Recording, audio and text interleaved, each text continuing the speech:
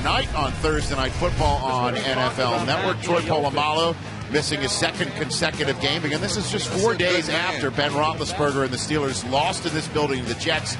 They haven't lost back-to-back games in December in Pittsburgh since 1998, and they came out against a 2-win team and put their foot on the throat with a Heath Miller reception inside the red zone. And then basically after Ben Roethlisberger escapes here and finds Emmanuel Sanders, it looked like the Steelers were on the board, but John Fox has a red hanky. He threw it, and sure enough, Sanders did not make this catch. Yeah, somebody upstairs saw this on the replay, and it was a smart challenge. Right there, the ball hits the ground. That's an incomplete pass. Good challenge by John Fox. So that led to a Sean Schweitzum field goal. 3-0. Sean Schweitzum.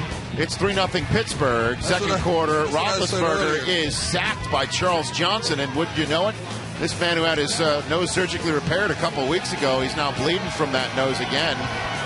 Getting looked at it on the sideline. Ensuing Panthers possession, though, Jimmy Clausen. Jimmy's getting upset because he's picked off by Bryant McFadden. David Geddes didn't really go get it. David's got to go find that ball and break it up and make sure it's not intercepted. But instead, it was intercepted, and the Steelers began to move down the field. The first play after the interception, Heath Miller, who had a nice night coming back from missing 2 games with a concussion. And then this bang, bang, bang play to Mike Wallace for the score. Blitz read. Big Ben read it perfectly. Mike Wallace is emerging as a playmaker in our game. 43-yard score. Roethlisberger went inside to get that nose looked at a little more. 2 possessions later, he didn't miss any time in the game.